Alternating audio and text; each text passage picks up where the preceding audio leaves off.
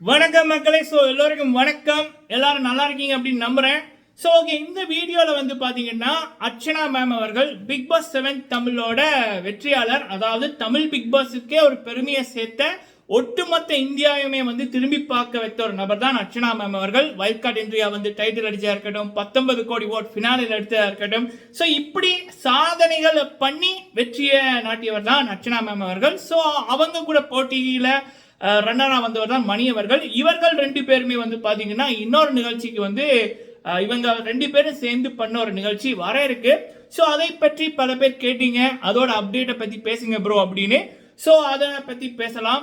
அடுத்தது வந்து பாத்தீங்க அப்படின்னா ஜனனி மேம் அவர்கள், லாஸ்லியா மேம் அவர்கள். ஸோ அவங்க வந்து இந்த ஷோல இருக்காங்களா? சில போஸ்ட் வந்து நேற்று நைட்லேருந்து பார்க்க முடியுது ஃபேஸ்புக்கில், வாட்ஸ்அப் குரூப்பில். ஸோ இனிமேல் வந்து ஈவினிங்கில் வந்து பார்த்தீங்கன்னா நிறைய விடயங்கள் இதை பற்றி வரும். ஸோ அப்போ அதற்கு முதல் எனக்கு தெரிஞ்ச சில அப்டேட் சரிங்களா. அடுத்தது பிபி அல்டிமேட் சீசன் 2 தொடர்பான அப்டேட் சரிங்களா. இந்த 3 விடயத்தையும் இந்த வீடியோவில் பார்க்கலாம். ஃபுல்லாக பாருங்க, லைக் பண்ணுங்க. ஃபர்ஸ்ட் டைம் வந்திருக்கீங்க அப்படின்னா மறக்காம சப்ஸ்கிரைப் பண்ணுங்க. உங்களுடைய கருத்துக்களை தவறாம சொல்லுங்க. ஓகே, ஃபர்ஸ்ட் வந்து பார்த்தீங்கன்னா அர்ச்சனா மேம் அவர்கள் அண்ட் மணி அவர்கள் கண்டிப்பாக இந்த ரெண்டு பேருமே வந்து பார்த்தீங்கன்னா பிக் பாஸ் வரலாறுல சாதனை தான். ஸோ அர்ச்சனா மேம் அவர்களுக்கு கிடைத்த அந்த 19 கோடி ஓட்டை போல எந்த வின்னருக்கும் தமிழ் பிக் பாஸ்லையோ இல்லை தெலுங்கு பிக் பாஸ்லையோ இல்லை மலையாள பிக் பாஸ்லையோ ஈவன் கன்னட பிக் பாஸ்லையோ யாருக்குமே அந்த அளவு ஓட் வந்து வரல சரிங்களா. அதுவும் ஒரு ஆண் வர்சஸ் பெண் அப்படின்னு ஃபினாலே வரைக்குள்ள அது எந்த ஷோவாக இருந்தாலும் அது ஒரு சின்ன ஒரு 10 ஓட்டு 15 ஓட்டு இல்லை அப்படின்னா ஒரு 10,000 15,000 ஓட்டு அந்த டிஃப்ரெண்ட்ல தான் வந்து வந்திருக்கும். ஆனால் இங்கே வந்து பார்த்தீங்கன்னா அர்ச்சனா மேம் அவர்களுக்கு மட்டும் வந்து 70% 65% ஓட்டு வந்து போயிருக்கு. மொத்தமாக 19 கோடி ஓட்டு இந்தியாவில் மட்டும். ஏன்னா இந்தியாவில் இருப்பவர்கள் மட்டும்தான் ஓட் போட முடியும். வெளிநாட்டு ஓட்டையும் சேர்க்கக்கூடிய மாதிரி இருந்திருந்தால் அது கதை வேற சரிங்களா. ஒரு 30-40 கோடி வந்திருக்கும்.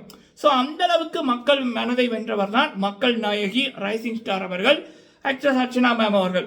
ஸோ இங்கே மணி அவர்கள் ரன்னர் அந்த ரீதியில் வந்து பார்த்தீங்க அப்படின்னா எந்த ரன்னராக வந்த நபருக்குமே ஆஃப்டர் பிக் பாஸுக்கு அப்புறம் கிடைக்காத மரியாதைகள், வரவேற்புகள், விழாக்கள், ரசிகர்கள் அப்படின்னு மணி அவர்களுக்கு வந்து அவருடைய என்ன சொல்லுங்க, அவரோட ரேஞ்சே வேற அப்படின்ற மாதிரி இந்த பிக் பாஸ் 7 தமிழுக்கு அப்புறம் அவரோட லைஃப் வந்து மாறி இருக்கு. பார்க்க நல்லா இருக்கு.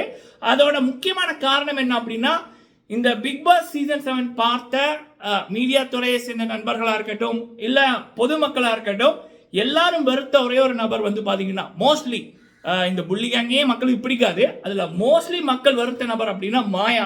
ஏன்னா மாயாலாம் 2வது வீக்கே வெளியில் போண்டிய நபர், ஓட்டே இல்லாமல் டாப் 3 போன நபர்னா மாயா தான்.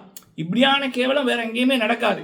அப்போ மக்கள் வருத்த நபரை மணி அவர்கள் ஹேண்டில் பண்ண விதம், கமல்ஹாசன் அவர்கள் மாயாக்கு சேவை செய்ய ஒவ்வொரு வீக்கெண்டுமே வருவார் கமல் அவர்கள். ஸோ அப்போ கமல் அவர்கள், பிக் பாஸ் டீமே எல்லாருமே மாயாக்கு சேவை செய்யக்குள்ள, மாயாவை பார்த்து பயப்படக்குள்ள மணி அவர்கள் வந்து இப்படி அப்படி வந்து வைக்க வேண்டிய இடத்துல வைத்தார் மணி. மக்கள் வந்து மாயாவை எங்க வைக்கணும்னு நினைத்தார்களோ அந்த இடத்துல மணி அவர்கள் வைத்தாரு. ஸோ அதனாலேயே மணி அவர்களுக்கு வந்து ஒரு ரசிகர்கள் படைய வெளியில இருந்துச்சு. அந்த படம் வந்து பார்த்தீங்க அப்படின்னா ஆஃப்டர் பிக் பாஸ் வந்து மணி அவர்களை வந்து கொண்டாடுற விதம் சிறப்பாக இருக்கு. இப்போ நேற்று கூட வந்து குழந்தைகள் காப்பதுக்கு போய் அங்கே அவரை பார்க்க விரும்பின குழந்தைகளோட அவர் டைம் ஸ்பெண்ட் பண்ணது, கேக் கட் பண்ணது, அப்புறம் உணவு அளித்தது அப்படின்னு சிறப்பு. ஸோ இது வரைக்கும் தமிழ் பிக் பாஸில் வந்த எந்த ரன்னருக்குமே இல்லாத அளவுக்கு ஒரு மரியாதை, ஒரு வாய்ப்புகள் வந்து மணி அவர்களுக்கு கிடைச்சிருக்கு. சிறப்பு சரிங்களா. இந்த 2 பேர் அர்ச்சனா மேம் அவர்கள் அண்ட் மணி அவர்கள். ஸோ இவங்க 2 பேருமே அடுத்த ஒரு நிகழ்ச்சி அது இந்த கிழமை வரும் அப்படின்னு எதிர்பார்த்தோம். ஆனால் அடுத்த கிழமை அல்லது அதுக்கடுத்த கிழமை, மோஸ்ட்லி அடுத்த கிழமை வந்து போட இருக்கார்கள் என்றதான் அப்டேட்டு. அது இது எது ஆரம்பத்தில் சிவகார்த்திகேயன் அவர்கள் பண்ணாங்க. ஒரு பிக் பாஸுக்கு எப்படி ஒரு ரசிகர்கள் படை இருந்துச்சோ அதே போல அது இது எதுக்கு அந்த டைம்ல பிக் பாஸ் வர முதல் வந்து சிவகார்த்திகேயன் அவர்கள் நடத்தின 2 சீசன் 1 சீசன் 2 இருந்துச்சு. பட் அவர் போனதுக்கு அப்புறம் அந்த சீசன் இல்லாம போச்சு. இப்ப சீசன் 3 அது இது எதுவை வந்து மாக்காப்பா அவர்கள் வந்து பண்றாங்க. முதலாவது எபிசோட் வந்து இந்த சனிக்கிழமை வர இருக்கு. அது வந்து வேற டீம் வந்து வராங்க அதுல கெஸ்டா. அர்ச்சனா மேம் அவர்கள் அண்ட் மணி அவர்கள் வந்து அதில் பார்ட்டிசிபேட் பண்ணி இது சீசன் 3 அதில் பார்ட்டிசிபேட் பண்ணி அதோட ஷூட்டிங் வந்து முடிஞ்சுது. எனக்கு தெரிஞ்ச எபிசோட் 2 அல்லது எபிசோட் 3 அர்ச்சனா மேம் அவர்கள் அண்ட் மணி அவர்களுடைய அந்த ஷூட்டிங் எடுத்த எபிசோட் வரும் அப்படி என்பதான் அப்டேட். சரிங்களா, மரண வெயிட்டிங். ஸோ ஒரு பக்கம் அர்ச்சனா மேம் அவர்கள், மணி அவர்கள், இங்கால மாக்காப்பா அவர்கள் அண்ட் இவங்க கூட கூல் சுரேஷம் வந்து வாராரு. கண்டிப்பாக அது ஒரு பெஸ்டான எபிசோடாக இருக்கும் அப்படி என்பதான் நம்ம பார்வை. சரிங்களா, இது தலைவி அர்ச்சனா மேம் அவர்கள் பற்றிய அப்டேட்.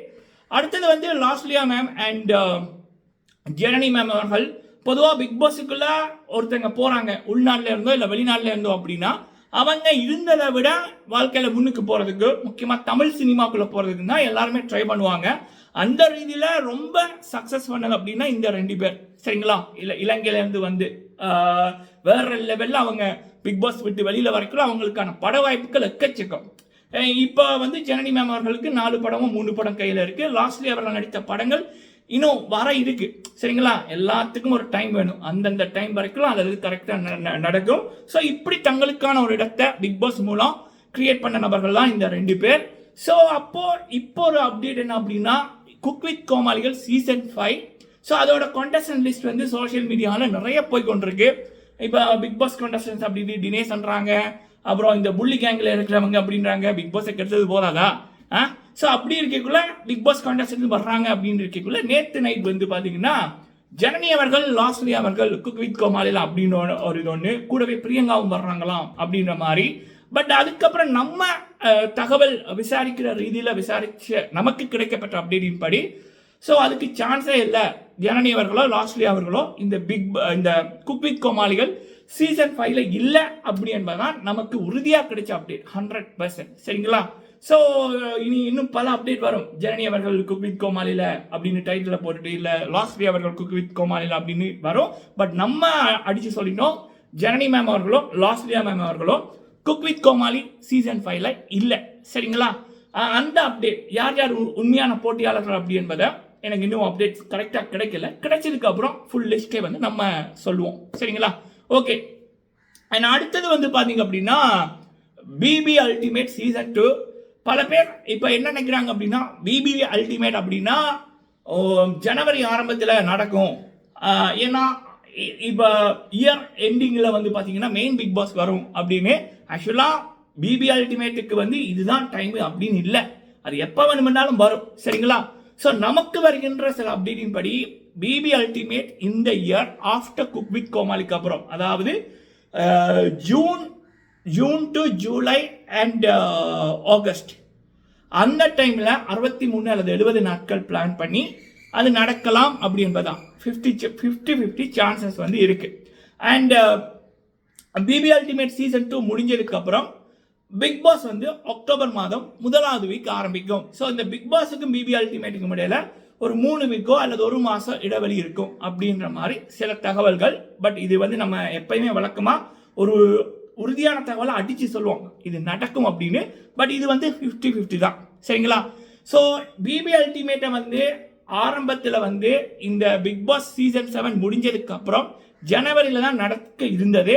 ஆனால் இந்த மாயா பூர்ணிமா போன்ற நபர்கள், மாயா பூர்ணிமா நிக்சன் போன்ற நபர்கள் மக்களிடம் அவ்வளவு வெறுப்ப இந்த பிக் பாஸ் ஷோக்கு, தமிழ் பிக் பாஸ் ஷோக்கு கொடுத்துட்டாங்க, கூடவே கமல்ஹாசனும் சேர்ந்து. சரிங்களா, ஸோ அதனாலேயே உடனே இன்னொரு பிக் பாஸை ஆரம்பிச்சா அந்த போட்ட முதலீடுகளை எடுக்க முடியாது, ஸ்பான்சர்ஷிப் வந்து கரெக்டாக கிடைக்காது அப்படின்றதுனாலேயே கொஞ்சம் இதை வந்து பின்னுக்கு போட்டிருக்கார்கள் அப்படின்ற மாதிரி தான் சில தகவல்கள்.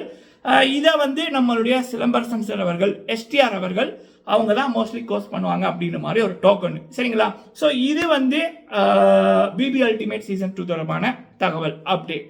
ஸோ நீங்கள் உங்களுடைய கருத்துக்களை சொல்லுங்கள். வீடியோ பிடிச்சிருந்தா லைக் பண்ணுங்கள். நன்றி.